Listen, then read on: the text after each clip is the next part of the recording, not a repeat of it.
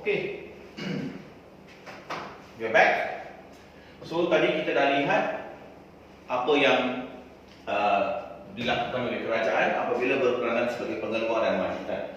So now let's move on to the second peranan. Okay, peranan kerajaan untuk mencapai objektif makroekonomi.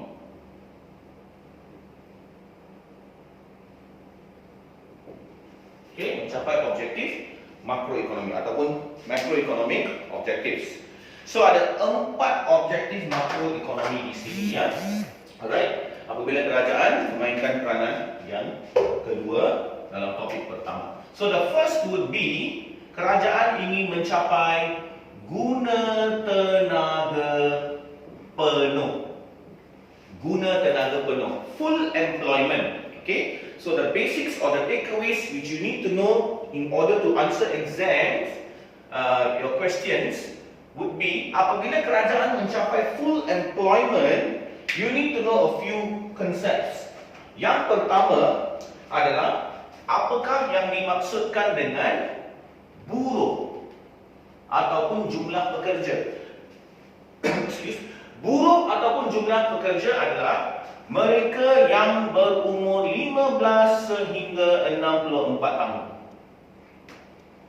Okay, some would say 16 tahun, right? So, buruh, this is the total of the workforce. Dan dalam kumpulan ini ada yang bekerja dan ada yang tidak bekerja. So, yang bekerja dalam kumpulan boleh bekerja is called guna tenaga. Manakala yang tidak bekerja, okay, tidak bekerja dalam kumpulan boleh bekerja is called penganggur. Maksudnya sudah layak untuk bekerja, ingin bekerja tetapi belum mendapat pekerjaan ataupun tidak bekerja atas sebab-sebab tertentu, called penganggur. Okay, so what is the concept of guna tenaga penuh? Apabila sebuah negara mempunyai kadar pengangguran, okay, kadar pengangguran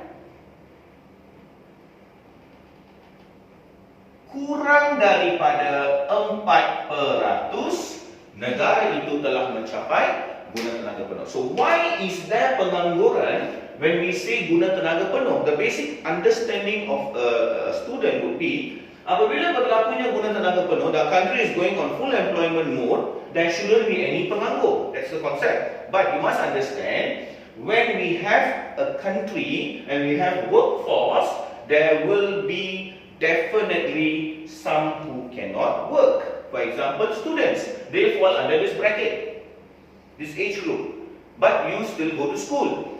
Or mereka-mereka yang kurang sihat atas sebab-sebab tertentu tidak dapat melaksanakan tugas-tugas ataupun tidak mendapat pekerjaan, they are all considered as unemployed. Okay, so there will be definitely some people who fall under this group and are not able to work. Okay, so kadar pengangguran kurang daripada 4%, guna tenaga penuh. So that is the objektif pertama. Objektif makroekonomi yang kedua adalah untuk mencapai kestabilan harga. Okay, kestabilan harga ini, when you say balanced pricing system in the economy, we want to attain a price which is tidak terlalu tinggi. Ini dari aspek atau perspektif seorang pengguna. They don't want to pay very high price, or tidak terlalu rendah.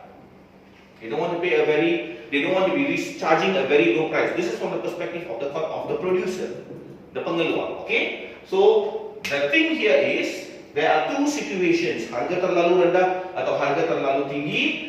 That could be bila harga umum tinggi.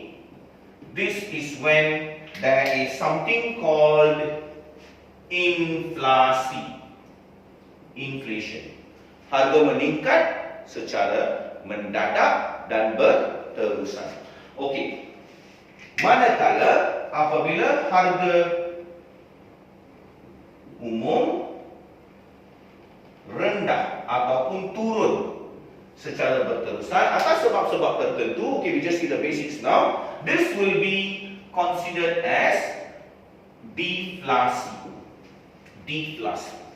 Okay? Next, so kestabilan harga tidak terlalu tinggi, tidak terlalu rendah. Dan harga umum tinggi means inflasi, harga umum terlalu rendah means deflasi. Kerajaan akan cuba elak dua keadaan ini. The price has to be stabilized. Okay? Dan ini ada kaitan dengan indeks harga pengguna. Ada kaitan. Okay, we will see in the economic indicator chapter. Alright. Next, we have done with 2. We got another 2 more to go. So total ada 4 ya. Okay.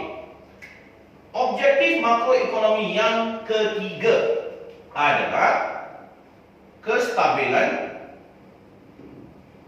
imbangan pembayaran. So what is this thing called kestabilan imbangan pembayaran? It is also known as, imbangan pembayaran is also known as balance of payment. Balance of payment ada kaitan dengan perdagangan antarabangsa. Okay. So, bila kita berdagang dengan satu negara lain, okay, kita akan sama ada mengekspor barang dan perkhidmatan. This is considered as jual. So, barangan Malaysia dijual ke pengimport dari negara lain, which is negara di luar Malaysia, out of Malaysia, dan import. This is when kita membeli barang dan perkhidmatan dari luar Malaysia. Okay, so bila kita jual, kita menerima pembayaran, dan bila kita membeli, kita membuat pembayaran. So basic process would be terima aliran masuk, bayar aliran keluar. Okay, so you want to always maintain kestabilan imbangan pembayaran, where we always receive more than what we pay. Okay, so for this we need to know jenis